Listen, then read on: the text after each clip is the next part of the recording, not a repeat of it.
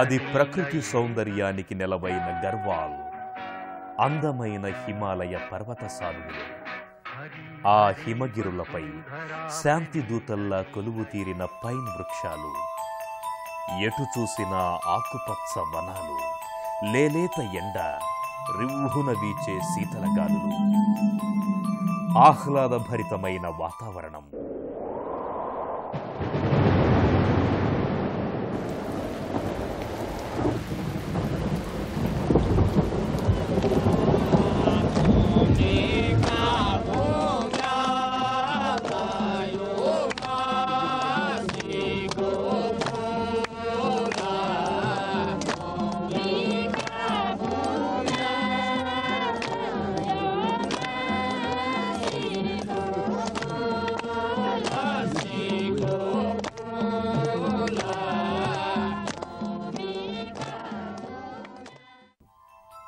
ఇది ప్రకృతికి ఓ పార్శ్వం. అక్కడే, ఆ ప్రాంతంలోనే ఆ దృశ్యాలను మరో కోణం నుంచి వీక్షిస్తే మహావృక్షాలను తెగ నరుకుతూ అడవులకు చితిపేరుస్తున్న ఫారెస్ట్ కాంట్రాక్టర్లు, రిజర్వ్ ఫారెస్ట్ లక్ష్మణ రేఖలతో పేదల కడుపు కొట్టే అధికారులు,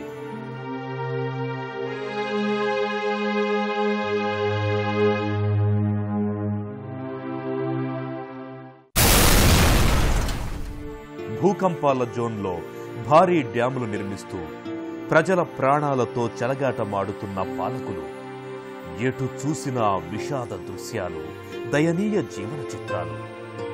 ఈ దురవస్థలకు చెలించి పాలకుల దుర్విధానాలపై ధర్మాగ్రహం ప్రకటించిన పర్యావరణ ఉద్యమకారుడు, ఆకుపచ్చ లోకం కోసం అహరహం శ్రమిస్తున్న అవిశ్రాంత యోధుడు, పల్లెసీమలో పచ్చని బతుకుల కోసం పరిశ్రమిస్తున్న నిస్వార్థ మానవుడు, నిరాడంబర జీవి, ధరిత్రి పుత్రుడు చండీ ప్రసాద్ భట్.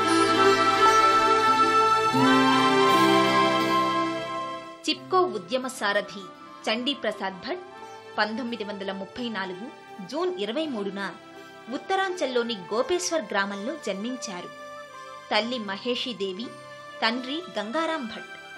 1955లో చమేలీకి చెందిన దేవేశ్వరిని జీవన సహచరిగా చేసుకున్నాడు. వారికి 3 కుమారులు, 2 కుమార్తెలు. అంకిత భావం ఆయన జీవన సూత్రం. చండీ ప్రసాద్ తండ్రి గంగారాం భట్ రుద్రనాథులో పరమేశ్వర ఆలయాన్ని నమ్ముకున్న పూజారి. పర్వతాలపై దాదాపు 13,000 అడుగులపైనున్న ఆ ఆలయం హిమాలయ రాజ్యంలో మహేశ్వరుని పంచకేదారంలో ఒకటి.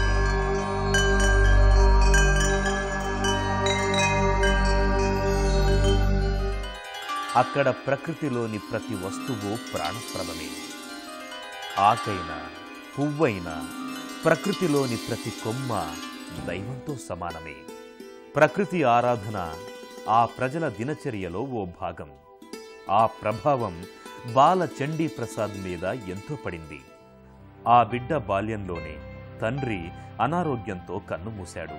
ఫలితంగా ఆ పేద తల్లి ఆ కొండల్లో స్వేదం చిందిస్తూ కుమారుణ్ణి పాఠశాలకు పంపింది.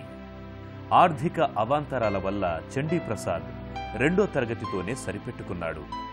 కొంతకాలం తరువాత పెద్దల సలహాతో అక్కడే ఉచితంగా బోధించే సంస్కృత విభాగంలో చేరాడు.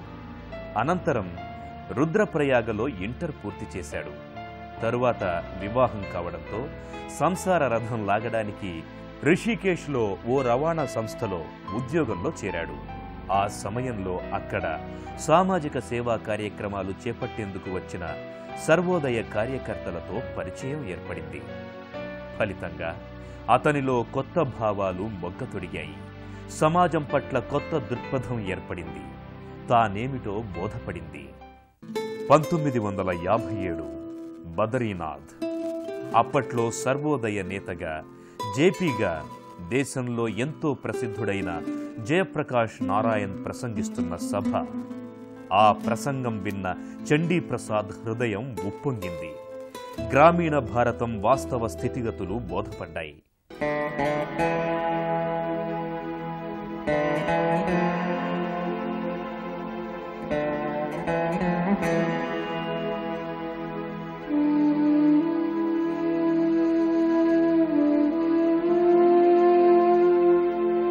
ఆ కొండల్లో, లోయల్లో, నదీ తీరాల్లో బతుకుతున్న ప్రజల బాగోగులను మొదట అధ్యయనం చేశాడు.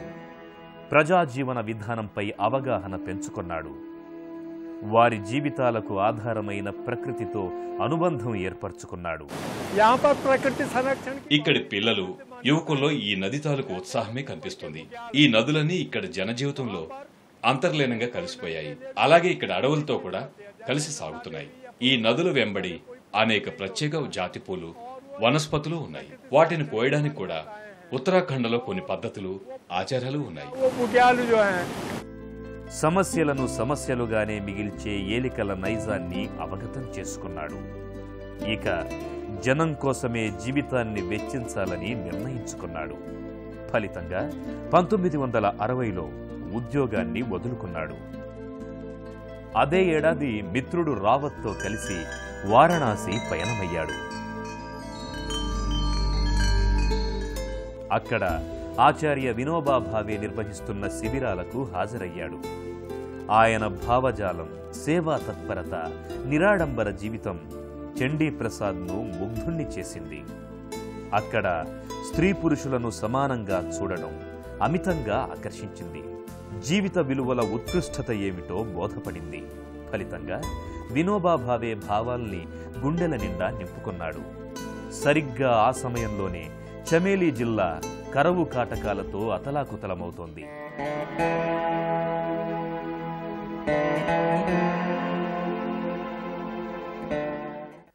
ఆకలితో అల్లాడుతున్న పేదల్ని ఏదో విధంగా ఆదుకోవాలని చండీ ప్రసాద్ భావించాడు.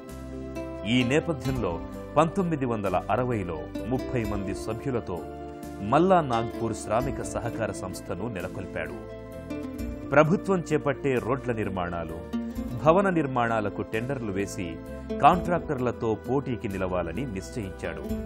ఆ పనే చేశాడు. పేదలు, గిరిజనులను సంఘంలో చేర్చుకుని జీవన మార్గం చూపాడు. 1961 జులై గర్వాల్ ప్రాంతంలో ఒక్కసారిగా ఉప్పొంగిన హిమనదాలు, విరిగిపడ్డ కొండ చర్యలు, నేలకూలిన మహావృక్షాలు, అలకానందలోయ అల్లకల్లోలమయ్యింది. అసలు వరదలు రావడానికి, ప్రకృతి విరుచుకుపడడానికి చండీ ప్రసాద్ కారణాలు అన్వేషించాడు.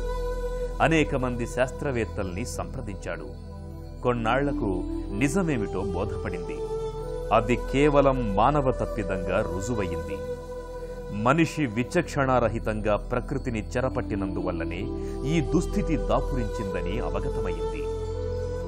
అటు ప్రభుత్వం, ఇటు కాంట్రాక్టర్లు హిమాలయాల పర్యావరణాన్ని ఎంత పకడ్బందీగా ధ్వంసం చేస్తున్నారో బోధపడింది. అంతేకాదు, 1962లో చైనా దాడి నేపథ్యంలో ప్రభుత్వం రక్షణ వ్యూహాల పేరిట అడవుల భక్షణకు దారులు తెరిచింది. మారుమూల ప్రాంతాల్లో సైతం రహదారులు నిర్మించింది. కొండ ప్రాంతాలలోకి మనం గొప్పగా చెప్పుకునే నాగరికత నడిచి వచ్చింది. దాంతోపాటు అనేక వైపరీత్యాలు, విపరీత బుద్ధులు ప్రవేశించాయి. ప్రకృతి విధ్వంసం మరింత హెచ్చింది. అక్కడి అమూల్య మూలికా వృక్షాలపై, అరుదైన విలువైన కలపపై దుష్టశక్తుల దృష్టి పడింది. నాటి నుంచి ఆ ప్రాంత పర్యావరణానికి దారుణమైన ముప్పు ఏర్పడింది. కొత్తగా నిర్మించిన రహదారులతో కాంట్రాక్టర్లు, వారి తాబేదారులు మారుమూల పల్లెలకు, అడవులకు నేరుగా వెళ్లే వీలు కలిగింది. అక్కడి సహజ వనరులను యథేచ్ఛగా కబళించడం మొదలయ్యింది. అంతేకాదు, కాంట్రాక్టర్లు బయటి ప్రాంతం వారిని తెచ్చి పనులప్పగించి స్థానికుల ఉపాధి ఆశలను సమాధి చేశారు. ఫలితంగా వారి జీవితాలు మరింత దుర్భరమయ్యాయి. దారిద్ర్యంతో మోడుబారిన ఆ జీవితాలను చండీ ప్రసాద్ నిశితంగా పరిశీలించారు. ఏటా ప్రభుత్వం రిజర్వ్ ఫారెస్టుల విస్తీర్ణం పెంచుతూ పేదల బతుకుల్ని పెకిలించడానికి చేస్తున్న దుర్మార్గాలను, దుష్టపన్నాగాలను గ్రహించారు. ఒకవైపు నిర్భాగ్యులు, నిరుపేద మహిళలు, కట్టెపుల్లలకు, పశుగ్రాసానికి మైళ్లకు మైళ్లు నడుస్తోన్న దుస్థితిని ప్రత్యక్షంగా చూశాడు. మరోవైపు పర్వత ప్రాంత వాసుల్ని సొంత గడ్డపైనే పరాయి బిడ్డలుగా మార్చిన అటవీ చట్టాల ఆటవికతకు రగిలిపోయాడు. సడక్ జానే లగి తో జైసే ఐస్ లకడీ హై ఉస్కా బ్యాడ్మింటన్ టెన్నిస్ కా ఫ్రేమ్. రోడ్లు రావడంతో పైన్ వంటి చెట్లు ఎక్కువగా నరకడం ప్రారంభించారు. బ్యాడ్మింటన్ టెన్నిస్ బ్యాట్ల ఫ్రేమ్ల కోసం వీటిని బాగా వాడేవారు. तो हुआ ये कि कई ऐसी कंपनियां थी जिन्होंने वन विभाग पर दबाव. ఇదే సమయంలో బహుళజాతి కంపెనీలు కూడా అటవీ శాఖకు క్రొత్త ప్రతిపాదనను నూరిపోశాయి. ఎంతో విలువైన పైన్ దొంగల్ని విదేశాలకు ఎగుమతి చేస్తే డాలర్లు వస్తాయని చెప్పాయి. దాంతో వాటికి అటవీ శాఖ తలూపింది. आवंटन कर दिया. అతడి ఆలోచనలు ఆగ్రహం నుంచే 1964లో గోపేశ్వర్లో దశోలి గ్రామ స్వరాజ్య మండలి DGSM ఏర్పాటయ్యింది. సాక్షాత్తు నాటి ఉత్తరప్రదేశ్ ముఖ్యమంత్రి సుచేతా కృపలాని దీన్ని ప్రారంభించారు. అలకానంద లోయలో ఓ అద్భుతానికి రంగం సిద్ధమయ్యింది. DGSM భవిష్యత్తులో చండీప్రసాద్ అన్ని ఉద్యమాలకు కార్యక్షేత్రమయ్యింది. మొదట DGSM కుటీర పరిశ్రమలను ప్రోత్సహిస్తూ అటవీ ఉత్పత్తులకు న్యాయమైన ధరలు అందించడానికి కృషి చేసింది. లోయల్లోని ప్రజల బతుకుల్లో కొత్త కాంతులు తీసుకురావడం లక్ష్యంగా పనిచేయడం ఆరంభించింది. ఫలితంగా కొంత మార్పొచ్చింది. కాంట్రాక్టర్ల దోపిడీ స్వభావాన్ని ఆ ప్రాంత ప్రజలు ప్రశ్నించడం మొదలుపెట్టారు. ఆ సమయంలోనే అక్కడి అడవుల్లోని కలప వృక్షాలపై టెన్నిస్ రాకెట్లు తయారు చేసే బహుళజాతి కంపెనీ సైమన్ కన్నుపడింది. కనకవర్షం కురిపించే ఆ యాష్ చెట్ల నుంచి కోట్లు రాబట్టుకోవడానికి ప్రణాళికలు రూపొందించుకుంది. హిమాలయాల్లోని ఆ అమూల్య సంపదను కొల్లగొట్టడంలో సైమన్ కంపెనీయే టాప్ సీడ్. యాష్ వృక్షాలపై వేటుతో ప్రకృతిని పర్యావరణాన్ని నాశనం చేస్తున్న సదరు కంపెనీ నిర్వాకంపై నెమ్మదిగా నిరసనలు మొదలయ్యాయి. पर्यावरण की निरंतर बिगड़ती स्थिति. పర్యావరణం రోజురోజుకి దెబ్బతింటోంది. ఎక్కడ చూసినా జల కాలుష్యం, వాయు కాలుష్యం ఇవి సగటు మనిషి జీవితాన్ని దుర్భరం చేస్తున్నాయి. పర్యావరణ పరిరక్షణకు ప్రభుత్వం పెద్ద ఎత్తు కార్యక్రమాలు చేయాల్సిన అవసరం నానాటికి పెరిగిపోతుంది. సమాజ ఆర్థిక అభివృద్ధికి పర్యావరణ ప్రకృతి సంరక్షణ ఎంతో అవసరమైన విషయాన్ని ప్రభుత్వం గుర్తించాలి. 1973 ఏప్రిల్లో DGSM ఆధ్వర్యంలో మహిళలంతా సమావేశమయ్యారు. తమ మనుగడకే ముప్పు తెచ్చిన సైమన్ కంపెనీ దుశ్చర్యను ఎలా ప్రతిఘటించాలి, ఆ కంపెనీ దౌత్యాల్ని ఎలా తిప్పికొట్టాలి అన్న అంశంపై ఎడతెగని చర్చలు సాగాయి. ప్రత్యర్థి ఓ బహుళ జాతి సంస్థ, దానికెంతో భద్రతా వ్యవస్థ. ఎలా ఎదుర్కోవాలో ఏం చెయ్యాలో పాలుపోలేదు. ఇంతలో చండీప్రసాద్ గొంతు సవరించుకున్నారు. పొడిగా 4 మాటలు మాట్లాడారు. ఈ నేల, నీరు, చెట్టు చేమపై ప్రతి ఒక్కరికి హక్కు ఉందన్నాడు. అవి వారికి మంత్రోపదేశాలయ్యాయి. మర్నాడు ఉదయం మహిళలంతా ఢంకానాదం చేస్తూ శంఖారావం పూరించి కదం తొక్కుతూ పదం పాడుతూ కదిలారు. గోపేశ్వర్ సమీపంలోని అడవికి చేరారు. చెట్లకు అతుక్కుపోయారు. చెట్టు మీద కాదు, మా వీపు మీద వేయండి వేటు అంటూ చిప్కో చిప్కో అంటూ ముక్త కంఠంతో నినదించారు. వన వినాశనానికి కుతంత్రాలకు పాల్పడే సైమన్ కంపెనీ సిబ్బందికి, వారి పరిరక్షక దళాలకు గోపేశ్వర్ మహిళల సరికొత్త రణతంత్రం అర్థం కాక అవాక్కయ్యారు. చండీప్రసాద్ వ్యూహం ఏమిటో, శక్తి ఏమిటో కొద్ది క్షణాల తర్వాత గాని బోధపడలేదు. ఇలాంటి వ్యూహాలు ఎన్నడూ విని ఉండని కంపెనీ మనుషులు ఒక్క చెట్టు కొట్టలేక ఆశాభంగంతో వెనుదిరిగారు. దేశమంతా ఆ వార్త దావానలంలా వ్యాపించింది. చిప్కో కథనం కథనం ప్రతి ఒక్కరిని కదిలించింది. तो जंगल में जाएंगे तो कैसे इनको रोकेंगे? तो जैसे किसी ने कहा कि उनसे कुलाड़ा छीन दो. చెట్లను నరకకుండా కూలీల్ని ఎలా ఆపాలని సమావేశంలో తీవ్ర చర్చ ప్రారంభమైంది. కొందరేమో వారి దగ్గర నుంచి గొడ్డలు లాక్కుందామన్నారు. మరికొందరు లారీలకు అడ్డంగా పడుకుందామన్నారు. గొడ్డలు లాక్కుంటే అది గొడవలకు దారితీయచ్చు.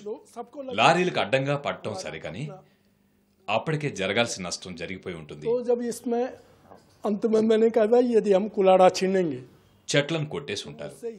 అప్పుడు నాకు కొత్త ఆలోచన వచ్చింది. అదే చిప్కో. కూలీ చెట్లను నరికేందుకు వచ్చేటప్పుడు మనం చెట్లను గట్టిగా వాటేసుకోవడం, చెట్లను కొట్టాలంటే ముందుగా వాటేసుకున్న వారిని నరకాలన్నమాట. ఆ మాట అందరికీ నచ్చింది. 1973 ఏప్రిల్ 1న ఈ నిర్ణయం తీసుకున్నాం.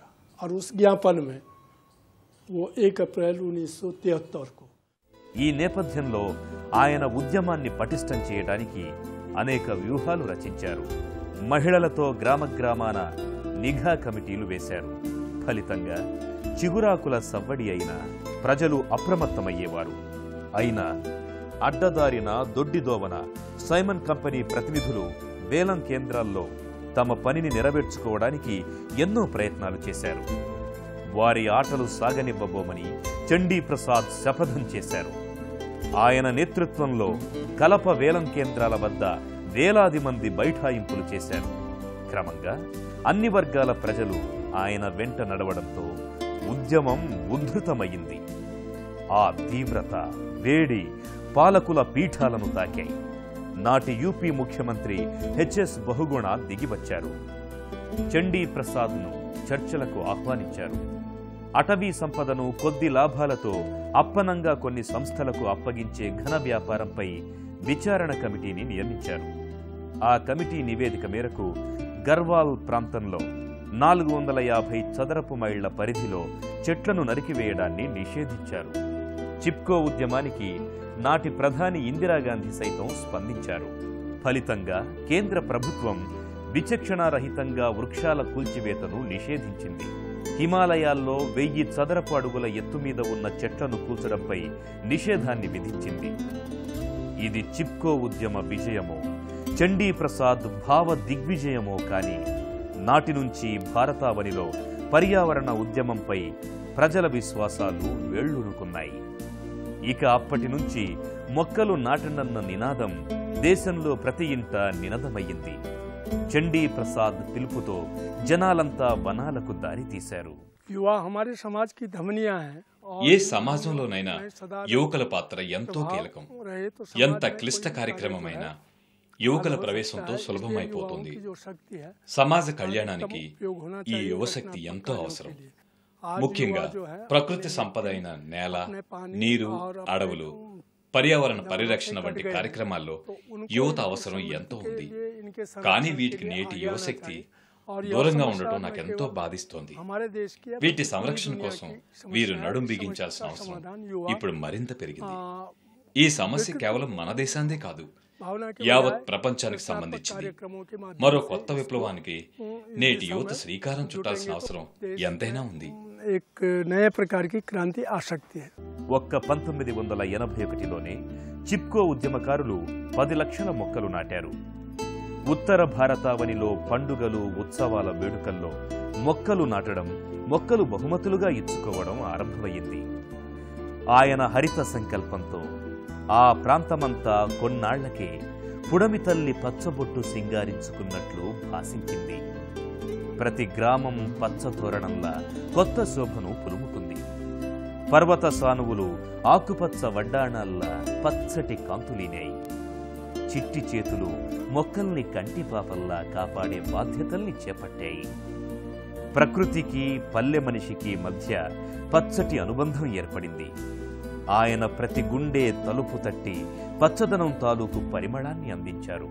రాష్ట్రీయ వన్ నీతికి ఆధార్ పర్ जो 1988 में वन नीति बनी है, వన్య సంరక్షణ కోసం మనం 1928లోనే చట్టం చేసుకున్నాం. 3 ఒక నేల, 3 2 వంతులు అటవీ ప్రాంతం ఉండాలని అనుకున్నాం. ఇవన్నీ ఇంకా కాగితాలకే పరిమితమయ్యాయి. ఆచరణలో ఏదీ జరగలేదు. लोक कार्यक्रम कैसे बने जिससे हरियाली आया और केवल हरियाली ही नहीं बल्कि जो उसके भुक्तभोगी हैं परिणाम. వన్య పర్యావరణ సంరక్షణ జరిగినప్పుడే అన్నీ బాగుంటాయి. పర్యావరణం, వర్షాలు వంటి ఎన్నో అంశాలు దీంతో ముడిపడి ఉన్నాయి. వాటిని మనం కాపాడుకోవాలి. ప్రభుత్వం వీటికి సంబంధించి ఏదైనా చేసేటప్పుడు ప్రజల అభిప్రాయాన్ని పరిగణనలోకి తీసుకోవాలి. ప్రజల భాగస్వామ్యంతో వీటిని చేపట్టినప్పుడే ఫలితాలుంటాయి. క్రమేణా చిప్కో ఉద్యమం హిమాచల్ ప్రదేశ్, రాజస్థాన్, గుజరాత్, కర్ణాటక రాష్ట్రాలకు వ్యాపించింది. అంతేకాదు చిప్కో గాలులు విదేశాలను తాకాయి.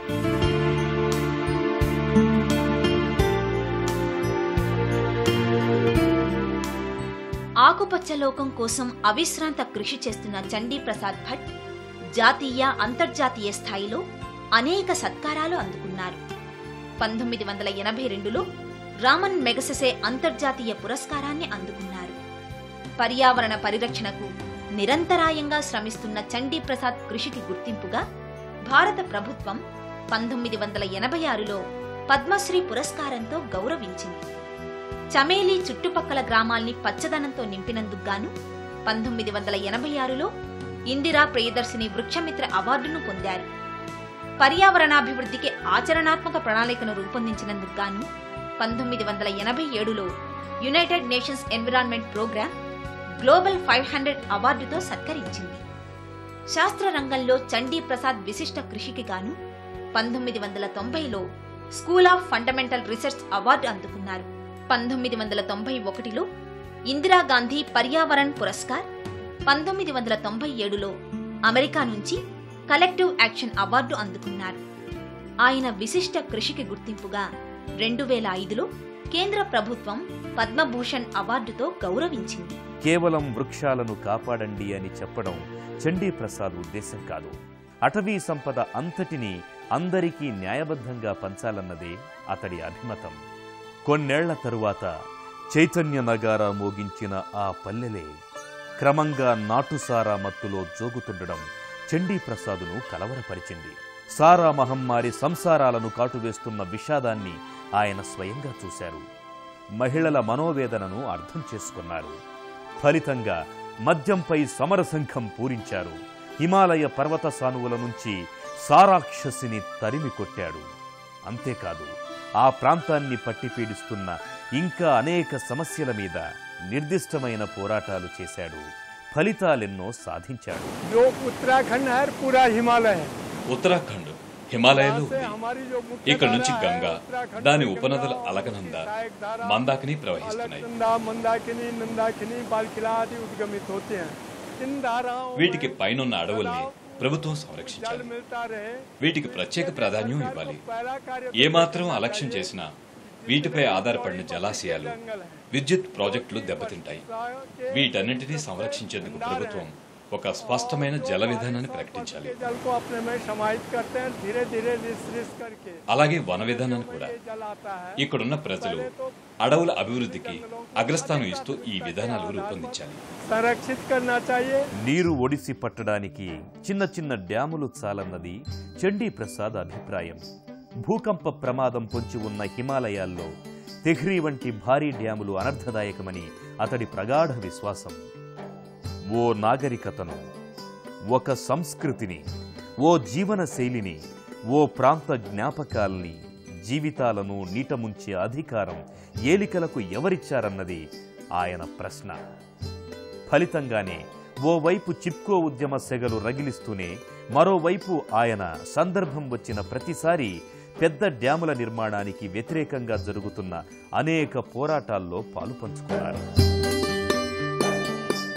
పర్యావరణ పరిరక్షణలో తన జీవితాన్ని మమేకం చేసిన చండీ ప్రసాద్ భట్ అనేక ప్రభుత్వ, ప్రైవేట్ సంస్థల్లో వివిధ హోదాలు నిర్వహించారు. 1963లో ఉత్తరాఖండ్ సర్వోదయ మండల్కు కన్వీనర్గా వ్యవహరించారు. 1988లో అహ్మదాబాద్లోని కన్స్యూమర్ ఎడ్యుకేషన్ రీసెర్చ్ సెంటర్కు చైర్మన్ ఆఫ్ ట్రస్టీగా బాధ్యతలు నిర్వర్తించారు. 1992లో భారత ప్రభుత్వ వ్యవసాయ శాఖ ఆధ్వర్యంలో ప్రకృతి విపత్తుల నివారణకు ఏర్పాటు చేసిన జాతీయ సలహా మండలిలో సభ్యులుగా పనిచేశారు. 1993లో జాతీయ పర్యావరణ మండలి సభ్యులుగా వ్యవహరించారు. 1998లో నేషనల్ స్టాండింగ్ కమిటీకి చైర్మన్గా ఉన్నారు. ప్రస్తుతం జాతీయ అటవీ సంఘం సభ్యునిగా పనిచేస్తున్నారు. భారత ప్రభుత్వ ఆధ్వర్యంలోని గ్రామీణ సాంకేతిక కార్యాచరణ బృందానికి సలహాదారునిగా వ్యవహరిస్తున్నారు. నేడు ప్రపంచం మహిళా సమానత్వం, పర్యావరణం, ప్రకృతితో సహజీవనం, ప్రజల సహజ హక్కులు, స్థానిక ప్రజలకే నిర్ణయాధికారం ఇత్యాది అంశాలపై సుదీర్ఘ సదస్సులు, ఎడతెగని సమావేశాలతో పొద్దుపుచ్చుతోంది.